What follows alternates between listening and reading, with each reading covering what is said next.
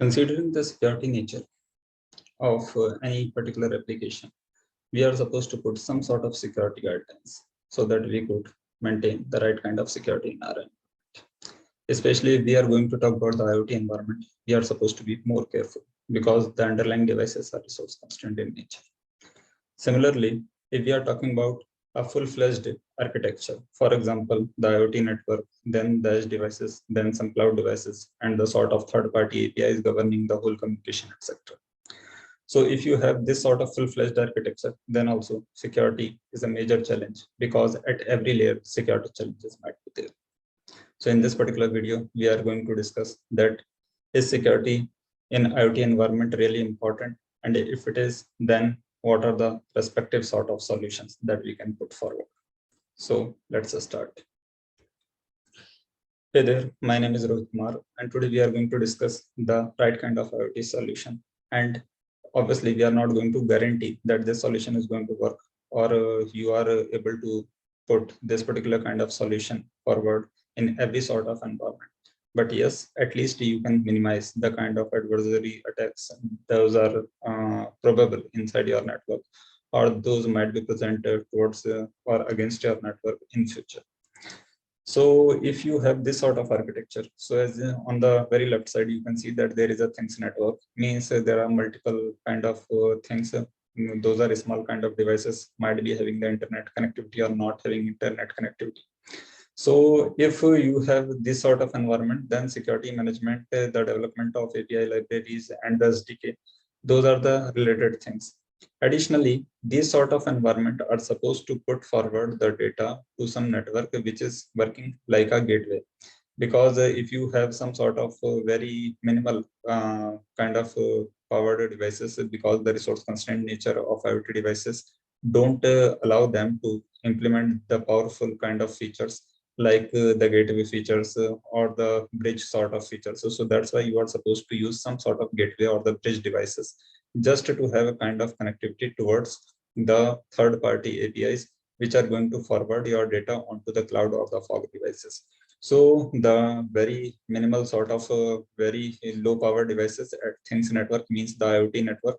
Then you are going to have some gateway devices. Then you are going to have some cloud platform, and the connectivity is being governed through some third-party APIs, which might be from the vendor side or might be some other cloud provider. Now, when this is the environment, then obviously where is the security risk? Because we are saying that security is a kind of a very big risk, and security, especially in IoT environment, becomes more challenging because the resource constrained devices are present, and those are very susceptible to the even small scale risks. So you are supposed to maintain some sort of security at the device level, which we can also say the edge level. And if we concern the safety and security of the devices at edge level, then the devices having no internet connectivity also might be the kind of prey to the attackers, because these are the kind of devices where you can physically go and hamper the kind of function. So the physical attacks are possible. And if you have the internet connectivity, then obviously a lot more attacks are possible, because the intruder might be sitting around the any corner of the world. And definitely he has some sort of connection to you, and if he is clever enough, he is kind of knowledgeable enough, then obviously he might be in a position to reach to your network and gain the control of your particular device. So maintaining the right kind of security in devices having the internet connectivity is way more difficult in comparison to the with no internet connectivity. Then coming to the security of gateway devices, because these devices are also very much important, because ultimately the safety and security of the information of IoT network is solely dependent on the safety of these devices. Ultimately, every bit of data is going to be transferred from this particular network, and then this particular data is going to transfer onto cloud through some third-party APIs. Then the third-party APIs development and the right kind of API implementation is also important. At the cloud side also, if though your resources are very large in number at cloud side, because we usually say that DDoS sort of attacks are not possible in cloud environment, considering the possibilities of large arrays of resources. But still, at least by the implementation of low-rate DDoS attacks or similar sort of attacks, at least the economic policy of the cloud provider might be disturbed. So in this way, the economic risk is always present.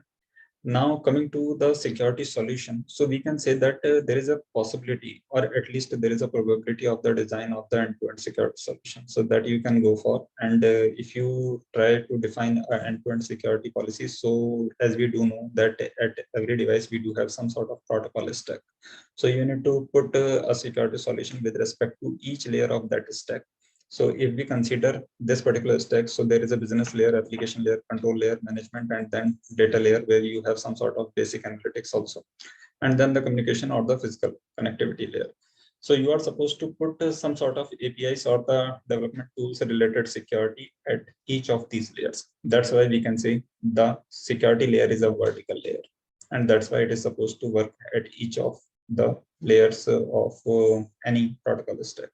So in this way, if you discuss with any of the security professionals, no will guarantee you that you are going to have the full-fledged security for every case or every sort of application. So you are supposed to improvise your security guidelines and the access policies time to time, depending on the kind of application that you are using. Additionally, what sort of devices you are using at the underlying network, that is also important. What kind of protocols that you are implementing for security, what kind of access policies you are implementing, these are also important. So kindly take into account all these things, and hope that you'll be able to design an end-to-end security protocol or the security framework. So that's all from my side. Thanks for watching this particular video. If you didn't like, please do comment and criticize it. Thanks again. Happy learning.